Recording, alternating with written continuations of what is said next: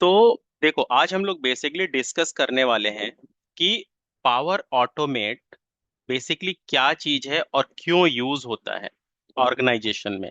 Power automate के through हम लोग क्या अचीव कर सकते हैं। जैसे इस समय आपने देखा होगा कि मार्केट में इस पावर ऑटोमेट की बहुत ज्यादा डिमांड है, राइट। अब जो पावर ऑटोमेट है, इसकी डिमांड क्यों है, इससे हम क्या क्या चीजें हैं जो हम ऑटोमेट कर सकते हैं। जो पावर ऑटोमेट है उसमें भी दो प्रोडक्ट्स आते हैं, पावर ऑटोमेट डेस्कटॉप आता है, पावर ऑटोमेट क्लाउड आता है। तो वो हम सारी चीजें समझने वाले हैं, ठीक है। तो सबसे पहली चीज तो ये कि ये जो पावर ऑटोमेट है, ये आपके एक टूल का नाम है जो एक पावर प्लेटफॉर्म अम्ब्रेला के अंदर फॉल करता है, ठीक है। तो माइक्रोसॉफ्ट ने क्या किया, माइक्रोसॉफ्ट ने बेसिकली एक अम्ब्रेला बनाया जिसको उन्होंने नाम दिया पावर प्लेटफॉर्म। और इन्होंने बोला कि इस पावर प्लेटफॉर्म के अंदर हम लोग मल्टीपल टूल्स के कॉम्बिनेशंस को रखेंगे। यानी मल्टीपल टूल्स कौन कौन से हैं इनके, इन्होंने बोला एक तो टूल इसके अंदर आएगा, उस टूल का नाम है पावर ऑटोमेट।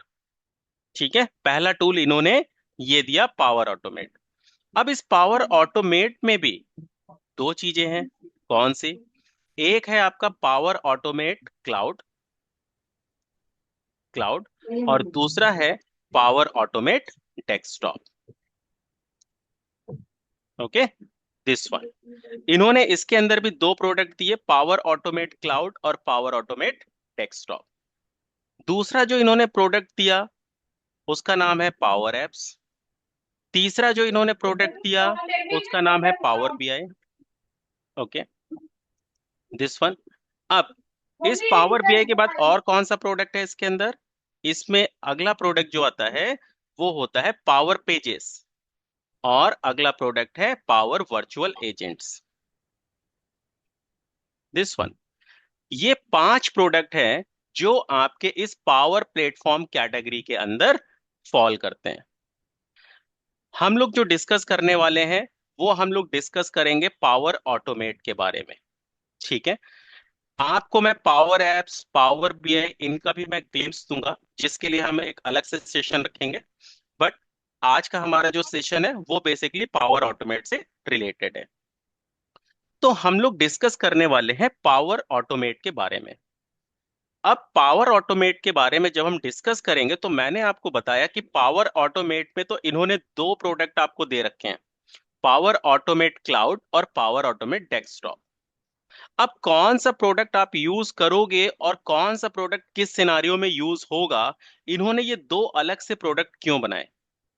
तो अगर हम बात करते हैं सबसे पहले प्रोडक्ट की, which is a power automate cloud.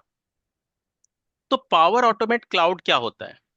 जहां पर भी क्लाउड वर्ल्ड आ गया, इसका मतलब यह है कि इसके लिए आपको सॉफ्टवेयर इंस्टॉल करने की जरूरत नहीं है।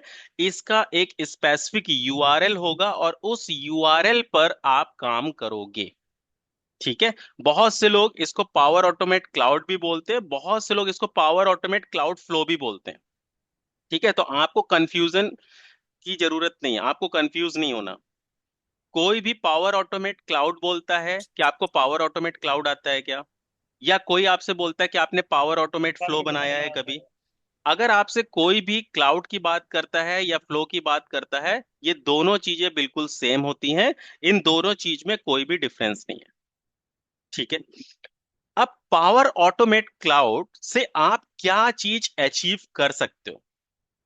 जैसे यहां पर एक वर्ड आया, फ्लो। फ्लो का मतलब होता है एक प्रोसेस, एक सीक्वेंस डिफाइन करना। मतलब आप एक सीक्वेंस डिफाइन कर रहे हो कि अगर मेरी एक्टिविटी इस सीक्वेंस में मुझको चलाना है, तो वहां पर हम लोग एक फ्लो क्रिएट करते हैं। फ्लो का मतलब क्या होता है? सिंपल सा बहना, राइट। मतलब जो भी मैं इसको डायरेक्शन दूंगा, डायरेक्शन क्या होता है? डायरेक्शन बेसिकली एक्शंस होते हैं, है ना। कि मेरी अगर ये कंडीशन मैच होती है तो मेरा फ्लो इस तरफ जाना चाहिए, मेरी अगर ये कंडीशन मैच होती है तो फ्लो इस तरफ जाना चाहिए। तो ये जो पावर ऑटोमेट क्लाउड फ्लो होता है, ये हम यूज करते हैं ट्रिगर बेस्ड एक्टिविटी के लिए, ट्रिगर बेस्ड के लिए। मतलब ट्रिगर क्या होता है? ट्रिगर का मतलब होता है कि अगर मेरी कंडीशन मैच होती है तो ये एक्टिविटी अपने आप रन हो जाए, मुझे इसमें मैनुअल इंटरवेंशन नहीं चाहिए। ठीक है, मैं बोल रहा हूं अगर मेरी ये एक्टिविटी मैच हो जाती है तो ये ऑटोमेटिकली रन हो जाए, मुझे इसमें मैनुअल इंटरवेंशन नहीं चाहिए। अब मैं आपको एक किसका एग्जांपल देता हूं। ठीक, एक रियल सिनारियो एग्जांपल है, मैं आपसे डिस्कस कर रहा हूं, इसको बड़े ध्यान से समझना। मेरे पास सपोज एक डिपार्टमेंट है और वो डिपार्टमेंट है पेरोल का। ठीक है, पेरोल डिपार्टमेंट क्या करता है? पेरोल डिपार्टमेंट ने बोला कि हम लोग पेमेंट तो प्रोसेस करते हैं। ठीक है, हमारे कंपनी में जो वेंडर्स होते हैं वो हमको इनवॉइस भेजते हैं, हम उनके इनवॉइस को देखते हैं और हम उसके इनवॉइस के बेस पर पेमेंट को प्रोसेस करते हैं। ठीक है, प्रोसेस क्या है, बड़े ध्यान से समझो। Vendor will send the invoice on payroll email ID. ठीक है, पेरोल टीम को उनकी ईमेल आईडी पर वेंडर क्या करेगा, इनवॉइस भेजेगा। उसके बाद क्या होगा, जो पेरोल टीम होगी, payroll team will validate the invoice copy. वो इनवॉइस कॉपी को वैलिडेट करेंगे, है ना, कि हमारी सारी चीजें मैच हो रही हैं एज पर रिक्वायरमेंट या नहीं हो रही हैं। अगर मैच हो रही हैं, if match, then process the payment. अगर मैच नहीं हो रहा, then else send email to vendor for correction. ठीक है, अगर ये रिक्वायर है तो। अब यहां से क्या होता था कि पेरोल डिपार्टमेंट के पास ये रिस्पॉन्सिबिलिटी थी कि आपको वेंडर की पेमेंट प्रोसेस करनी है, लेकिन आपको अटैचमेंट में कुछ चीजें चेक करनी है। ठीक है, और डेली बेसिस पर ये लोग 200 से 250 ईमेल प्रोसेस करते थे, मतलब 200 से 250 वेंडर की पेमेंट्स करते थे ऑन डेली बेसिस। अब इसमें इनको क्या चेक करना था? सबसे पहली कंडीशन, सबसे पहली कंडीशन मैं ये बोलूंगा, कंडीशन वन। कंडीशन वन ये है कि हो सकता है कि जो सप्लायर या जो वेंडर ने ईमेल किया उसमें पता चला वो इनवॉइस कॉपी लगाना ही भूल गया। हो सकता है, ह्यूमन एरर हो सकती है। करेक्ट। तो अगर मेरे पास वेंडर से ईमेल आ रहा है और उस ईमेल में अगर अटैचमेंट नहीं है, तो मैं चाहता हूं ऑटोमेटिकली, मुझे ह्यूमन इंटरवेंशन नहीं चाहिए, जैसे ही वेंडर की ईमेल पेरोल ईमेल आईडी के मेल बॉक्स में हिट करे, इमीडिएटली वो ये चेक करे कि क्या जो वेंडर ने ईमेल भेजा है उसमें इनवॉइस कॉपी अटैच है कि नहीं है। पहली चीज तो ये, राइट, चेक करना है अटैचमेंट इज इन ईमेल और नॉट। पहली कंडीशन।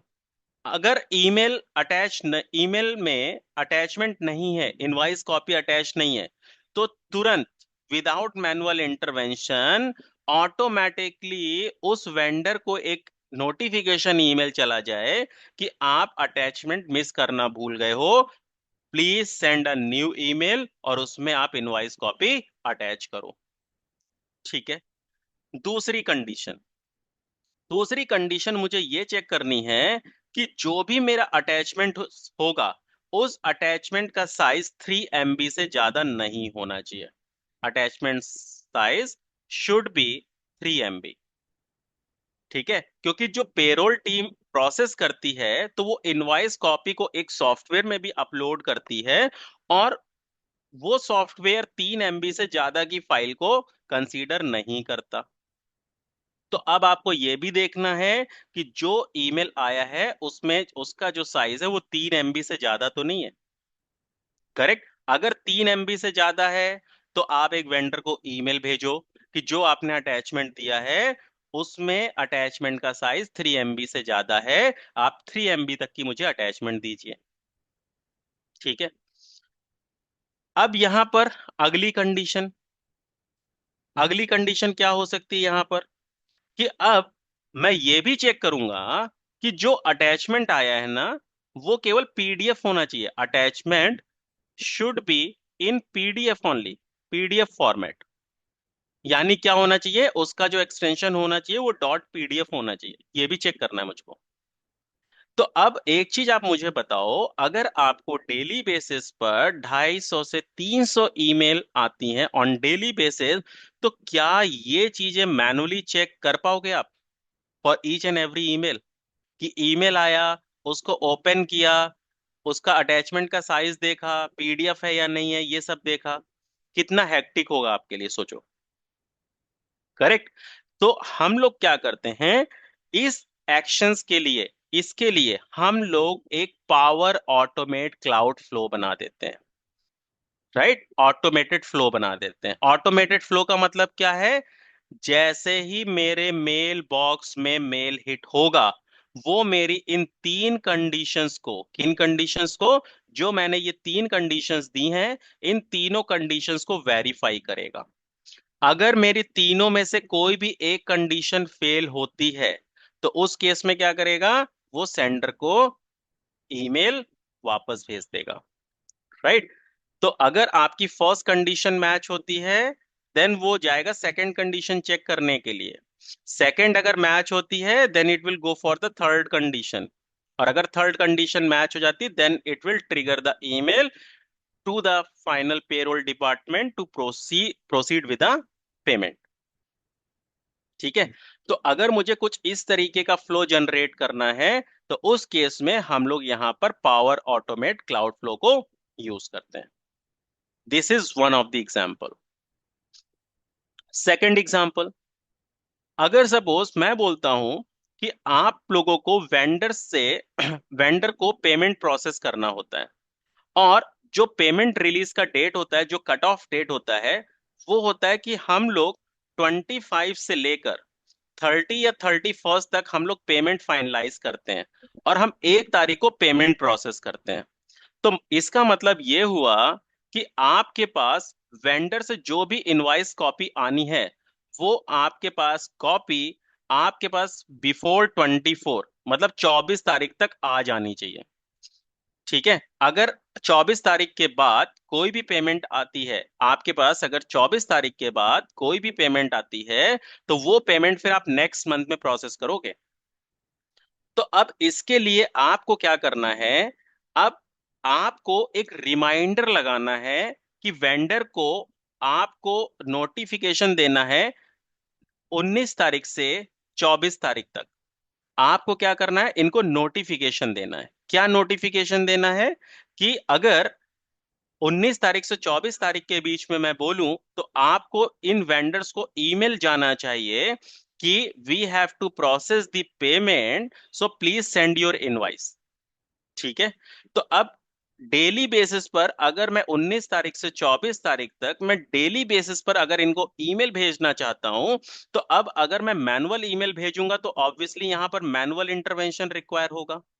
यानी आप डेली बेसिस पर अपना सिस्टम ओपन करोगे, मेल बॉक्स ओपन करोगे, आउटलुक ओपन करोगे, उसमें मेल बॉडी टाइप करोगे, सबकी ईमेल आईडी एंटर करोगे और सबको मेल भेजोगे। Right. But in this case हम लोग इस प्रोसेस को कंप्लीटली ऑटोमेट कर देते हैं। कैसे ऑटोमेट करते हैं, with the help of this power automate cloud flow, this one.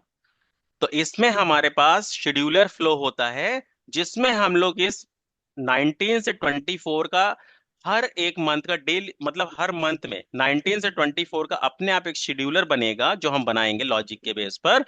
वो क्या करेगा, 19 तारीख और 24 तारीख वो चेक करेगा, अच्छा आज डेट कितनी है, ओके आज डेट 19 है। जैसे ही डेट 19 हुई, वो ईमेल इनको ट्रिगर कर देगा। अब ईमेल का आप टाइम भी डिफाइन कर सकते हो। अगर आप बोलते हो कि मुझे ईमेल इन लोगों को भेजना है एट 1 PM, तो 19 तारीख जैसे ही आएगी, 19 तारीख को 1 बजे ये इन सभी लोगों को ईमेल भेज देगा। फिर ऐसे ही 20 तारीख को ईमेल भेजेगा, 21 को ईमेल भेजेगा, अप टू 24। तो 24 तारीख तक डेली बेसिस पर इनको एक रिमाइंडर ईमेल ऑटोमेटिकली चला जाएगा। तो इस तरीके का अगर हमें कुछ भी फ्लो बनाना होता है, ऑटोमेटेड फ्लो बनाना होता है, तो हम लोग यूज करते हैं पावर ऑटोमेट क्लाउड को। अगर हम पावर ऑटोमेट डेस्कटॉप की बात करते हैं, ठीक है, पावर ऑटोमेट डेस्कटॉप की फंक्शनैलिटी बिल्कुल डिफरेंट है। और वो किस सिनारियो में हम लोग यूज करते हैं, अब हम वो देखने वाले हैं। तो ये तो मैंने आपको बताया अभी पावर ऑटोमेट क्लाउड के बारे में। अब हम बात करते हैं पावर ऑटोमेट डेस्कटॉप की, जो सेकंड प्रोडक्ट है, पावर ऑटोमेट डेस्कटॉप। अब देखो इसके नाम में ही लास्ट में डेस्कटॉप लगा हुआ है, ठीक है, और शॉर्ट फॉर्म में इसको पैड बोलते हैं, PAD, पावर ऑटोमेट डेस्कटॉप। और ऊपर वाले को PAC बोलते हैं, पैक, पावर ऑटोमेट क्लाउड। अब यहाँ पर पावर ऑटोमेट डेस्कटॉप क्या होता है, जैसे ही इसमें डेस्कटॉप कीवर्ड आया ना, इसका मतलब इसके लिए तो आपको सॉफ्टवेयर इंस्टॉल करना पड़ेगा अपने सिस्टम में, क्योंकि ये डेस्कटॉप एप्लीकेशन है। और ये जो पावर ऑटोमेट डेस्कटॉप होता है, ये हमारा एक RPA टूल है। जैसे मार्केट में आपने देखा होगा कि हमारे पास मल्टीपल टूल्स हैं, UI पाथ है, ऑटोमेशन एनीवेयर है, राइट, ब्लू प्रिज्म है। उसी तरीके से माइक्रोसॉफ्ट का ये प्रोडक्ट है which is a power automate desktop. और ये हमारा RPA टूल है, ठीक है। RPA क्या होता है? RPA stands for robotic process automation. This one, robotic process automation. Robotic का मतलब क्या होता है? रोबोटिक का मतलब होता है कि हम अपना एक बॉट बनाने वाले हैं, ठीक है। बॉट का मतलब होता है यहां पर कोई फिजिकल बॉट नहीं होगा। इस बॉट का मतलब होता है सेट ऑफ एक्शंस, मतलब जो आप मैन्युअली काम कर रहे हो ना, ये काम अपने आप बॉट मशीन पर अपने आप रन कर देगा। जैसे आपको एग्जांपल, आप डेली बेसिस पर आपके पास एक फाइल आती है एक्सेल की, उसमें आपके पास डेटा एंट्री के लिए डेटा होता है। आप एक वेबसाइट ओपन करते हो और उसमें डेटा फीड करना स्टार्ट करते हो, एक्सेल से डेटा लेते हो और वेब फॉर्म में डेटा फिल करते हो। ऐसे करके आपको डेली बेसिस पर 500 एंट्री करनी होती है। तो इस काम को हम इस रोबोटिक प्रोसेस ऑटोमेशन यानी पावर ऑटोमेट टूल की मदद से हम इस प्रोसेस को ऑटोमेट कर सकते हैं। सिंपल सा मतलब होता है रोबोटिक प्रोसेस ऑटोमेशन का कि जो आप मैनुअल एक्टिविटी परफॉर्म करते हो, उनको एक सेट ऑफ एक्शंस में डिफाइन कर देते हो। सेट ऑफ एक्शंस क्या होते हैं? जैसे अगर मैं बोलता हूं, एग्जाम्पल, मैंने बोला कि मेरे पास एक एक्सेल की फाइल होती है, एक्सेल की फाइल में मेरे पास डेटा होता है, देन मेरे पास एक URL है, ब्राउजर, मैं इसमें जाता हूं और डेटा एंटर करना चालू कर देता हूं, राइट। तो ये जो मेरे पास एक्शंस हैं, क्या? एक्सेल से डेटा को रीड करना, ब्राउजर को ओपन करना, ब्राउजर में डेटा डालना, फॉर्म में डेटा डालना, ये क्या है? ये आपके मैनुअल स्टेप्स हैं। और इन्हीं स्टेप्स को हम लोग जो पावर ऑटोमेट डेस्कटॉप टूल की मदद से, RPA टूल की मदद से, जो हम लोग इस सेट ऑफ एक्शंस को कन्वर्ट कर देते हैं ऑटोमेशन में, उसी को हम बोलते हैं RPA, ठीक है। अब ये जो हमारे पास RPA टूल होता है, इस RPA टूल को, not even this RPA tool, power automate और पावर प्लेटफॉर्म, अगर मैं पावर प्लेटफॉर्म की जर्नी की बात करूं ना, इसको हम लोग बोलते हैं LCNC। ये वर्ड आप बहुत सुनोगे कि पावर प्लेटफॉर्म जी LCNC टूल है। LCNC का क्या मतलब होता है? LCNC का मतलब होता है लो कोड और नो कोड टेक्नोलॉजी। मतलब इसके लिए आपको कोई भी ऑटोमेशन में कोड लिखने की जरूरत नहीं है। एक लाइन का भी आपको कोड नहीं लिखना है। मैंने अभी आपको जितनी चीजें भी डिफाइन की हैं, उसमें आपको एक लाइन का भी कोड नहीं लिखना, वो चाहे पावर ऑटोमेट क्लाउड की मैं बात कर रहा हूं या मैं पावर ऑटोमेट डेस्कटॉप की बात कर रहा हूं। इसीलिए मार्केट में पावर प्लेटफॉर्म बहुत ज्यादा डिमांड में है, क्योंकि इसको सीखने के लिए आपका कोई भी टेक्निकल बैकग्राउंड रिक्वायर्ड नहीं है। याद रखना, कोई रिक्वायर्ड नहीं है। तो यहां पर हम लोग जो पावर ऑटोमेट डेस्कटॉप की बात कर रहे हैं, जिसके थ्रू हम लोग ऑटोमेशन करते हैं, कौन कौन सी एप्लीकेशन ऑटोमेट कर सकते हो? जैसे आपको कोई विंडो बेस्ड एप्लीकेशन ऑटोमेट करनी है, विंडो बेस्ड, आप उसको ऑटोमेट कर सकते हो। अगर कोई आपको जावा बेस्ड एप्लीकेशन ऑटोमेट करनी है, आप उसको ऑटोमेट कर सकते हो। अगर आपको कोई मेन फ्रेम एप्लीकेशन ऑटोमेट करनी है, मैं यहाँ पर वापस से लिख देता हूँ। अगर आपको विंडो बेस्ड करना है, विंडो बेस्ड एप्लीकेशन, आप इस विंडो बेस्ड एप्लीकेशन को ऑटोमेट कर सकते हो। ठीक है। सेकंड, अगर आपको जावा बेस्ड एप्लीकेशन करना है, आप जावा बेस्ड एप्लीकेशन ऑटोमेट कर सकते हो। अगर आपको मेन फ्रेम करना है, आप मेन फ्रेम एप्लीकेशन ऑटोमेट कर सकते हो। अगर आपको ब्राउजर बेस्ड एप्लीकेशन करना है, आप ब्राउजर बेस्ड ऑटोमेशन कर सकते हो। अगर आपको डेस्कटॉप ऑटोमेशन करना है, आप डेस्कटॉप ऑटोमेशन कर सकते हो। ये सारे ऑटोमेशन, क्योंकि कोई भी एप्लीकेशन होगी ना, वो इन पांच में से ही किसी कैटेगरी में फॉल करेगी। ठीक है, इसके बियॉन्ड नहीं होता। तो अगर मुझे किसी भी तरीके की एप्लीकेशन को ऑटोमेट करना है, तो मैं यहां से पावर ऑटोमेट डेस्कटॉप को यूज कर सकता हूं। सिंपल। और इसके लिए ना मुझे एक लाइन का भी कोड लिखने की जरूरत नहीं है। सारे एक्शंस मुझे प्री डिफाइन मिलेंगे इस पावर ऑटोमेट डेस्कटॉप टूल में। बस आपको दो चीजें पता होनी चाहिए। क्या? पहला, जो काम आप ऑटोमेट करने जा रहे हो, उसके मैनुअल स्टेप्स आपको पता होने चाहिए। क्योंकि आप अगर कोई भी चीज ऑटोमेट करते हो, तो ऑटोमेट का मतलब क्या है? ऑटोमेट का तो मतलब यही हुआ ना कि जो आप मैनुअल एक्टिविटी कर रहे थे, उन्हीं को आप कमांड दे रहे हो, मतलब उन्हीं के सेट ऑफ एक्शंस बना रहे हो कि ये ऑटोमेटिकली ये स्टेप्स अपने आप रन हो जाए। तो वही तो हमारा ऑटोमेशन हुआ। तो आपको मैनुअल स्टेप्स पता होने चाहिए, सबसे पहली चीज। आपको मैनुअल स्टेप्स पता होने चाहिए एक्टिविटी के। सेकंड, आपको टूल एक्शंस नॉलेज, आपको टूल के एक्शंस के बारे में पता होना चाहिए। क्योंकि पावर ऑटोमेट ने तो आपको सब चीजें बनाकर दे दी, लेकिन कौन से एक्शन को कब यूज करोगे? जैसे पॉपुलेट एक्शन है, एग्जांपल मैं दे रहा हूं आपको। पॉपुलेट एक्शन है, कब यूज होगा populate action? Get extract data है, वो किस सिनारियो में यूज होगा? राइट। और जब आप कोई भी एक्शन यूज करते हो ना, तो वो आपसे कुछ इनपुट वगैरह भी लेता है as per the tool requirement. तो अगर आपको यही नहीं पता होगा कि किस एक्शन में मुझे क्या चीज देनी है, तो वो कभी सही कर ही नहीं पाओगे आप। तो आपको बस ये दो चीजें पता होनी चाहिए। लेकिन आपको एक लाइन का भी कोड नहीं लिखना, ये मैं अगेन आपको रिपीट कर रहा हूं। एक लाइन का भी आपको कोड नहीं लिखना है। इसीलिए इसको हम लोग बोलते हैं लो कोड और नो कोड टेक्नोलॉजी। लो कोड और नो कोड टेक्नोलॉजी। और इसीलिए ये मार्केट में इतना ज्यादा डिमांड में है, क्योंकि इसके लिए ना आपका एमटेक का बैकग्राउंड होना चाहिए, ना आपका एमसीए का बैकग्राउंड होना चाहिए। आपको सी प्लस प्लस आता है नहीं आता कोई फर्क नहीं पड़ता, जावा आता है नहीं आता कोई फर्क नहीं पड़ता। कोई भी लैंग्वेज आपको यहाँ पर इम्पैक्ट नहीं करने वाली, क्योंकि ये सारी चीजें इन्होंने प्री डिफाइन करके दी हुई हैं आपको। That's it.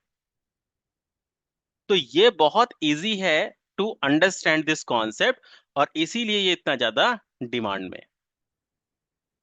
ठीक है। तो आप पावर ऑटोमेट क्लाउड से आप ट्रिगर बेस्ड एक्शंस को ऑटोमेट कर सकते हो, जो मैंने आपको एग्जांपल्स बताए।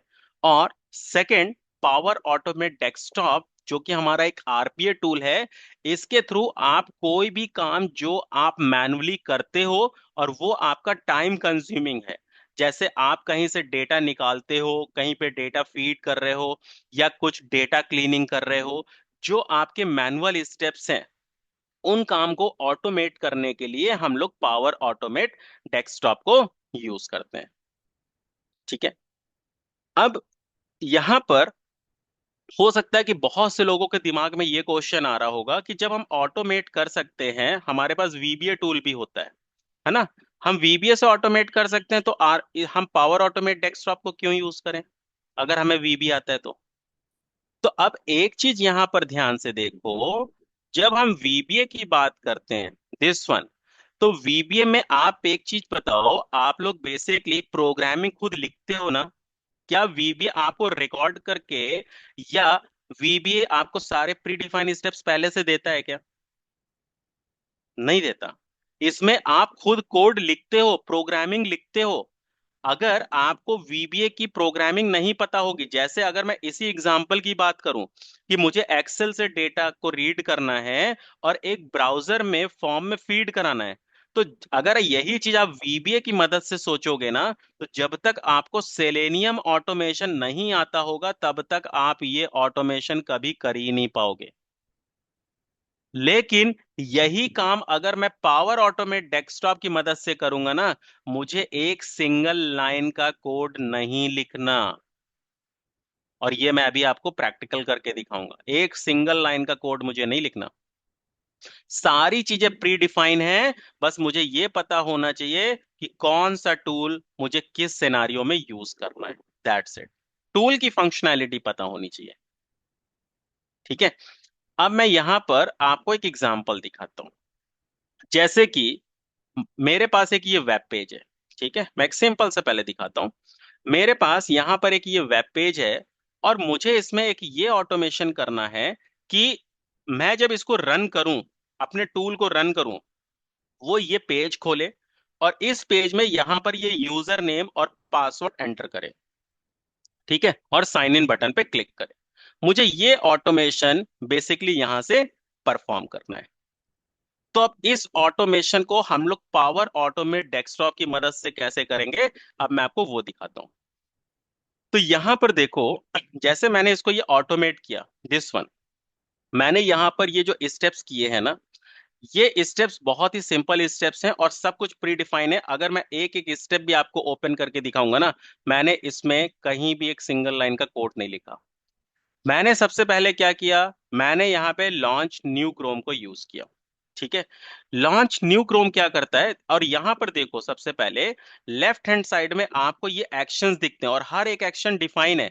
एक्सेल से रिलेटेड ऑटोमेशन करना है, एक्सेल एक्शंस को यूज करिए। ब्राउजर से रिलेटेड ऑटोमेशन करना है, ब्राउजर ऑटोमेशन को यूज करिए। सब कुछ प्री डिफाइन है। आप इससे एसएपी के भी ऑटोमेशन कर सकते हो। ये देखिए, यहां पर ये एसएपी रिलेटेड है, एसएपी का ऑटोमेशन करना है, you can see this, right. तो यहां पर अगर मुझे ब्राउजर से रिलेटेड ऑटोमेशन करना है, तो मुझे सबसे पहले क्या है, मैंने बोला कि मुझे तो ब्राउजर को ओपन करना है, मतलब जो मेरा यूआरएल है वो मेरा ब्राउजर पे ओपन होना चाहिए। तो ब्राउजर ऑटोमेशन के अंदर यहां पर एक एक्शन आता है, लॉन्च न्यू क्रोम। यहां पर देखो, आपको हर एक ब्राउजर रिलेटेड चीजें दी हैं। अगर आपको फायरफॉक्स ब्राउजर आप यूज कर रहे हो, जिस पर आपको एक्टिविटी परफॉर्म करनी है, तो आप यूज कर सकते हो लॉन्च न्यू फायरफॉक्स। अगर आप क्रोम रिलेटेड कर रहे हो, then you can go for the Chrome. Microsoft Edge related कर रहे हो, go for the Microsoft Edge. और इंटरनेट एक्सप्लोरर कर रहे हो, go for the Internet Explorer. So all the browser has been given, right. तो सबसे पहला स्टेप क्या है, मेरा सबसे पहला स्टेप है कि मुझे तो ब्राउजर को ओपन करना है। तो ब्राउजर को ओपन करने के लिए मैंने यूज किया launch new Chrome, this one. अब जैसे ही मैंने इस एक्शन को यूज किया, देखो कुछ नहीं करना, लॉन्च न्यू क्रोम को मैंने उठाया था और यहां मैंने ड्रैग करके इस कैनवस विंडो में छोड़ दिया। जैसे इसको छोड़ा, इसने मुझसे यूआरएल पूछा कि कौन सा यूआरएल तुम इसकी मदद से ओपन करना चाहते हो। उसका मैंने यूआरएल दिया। विंडो किस स्टेट में यूज करना है, मैक्सिमाइज करना है या मिनिमाइज करके रखना है, तो मैंने मैक्सिमाइज कर लिया था। ठीक है, और मैंने इसको बस सेव कर दिया था। अगर आप इसमें देखोगे, इसके अलावा और कुछ नहीं है। ये रहा आपका यूआरएल, मैक्सिमाइज विंडो और सिंपली सेव इट। जब मैंने इसको सेव किया और जब मैं इसको यहां से रन करूंगा, तो ये क्या करेगा, अगर मैं केवल फर्स्ट एक्शन की बात करता हूं, जब मैंने इसको रन किया तो इसने रन करके क्या करेगा, ये मेरा एक ब्राउजर ओपन कर देगा। ठीक है, अब ब्राउजर कैसे ओपन करेगा मैं आपको वो भी दिखाता हूं।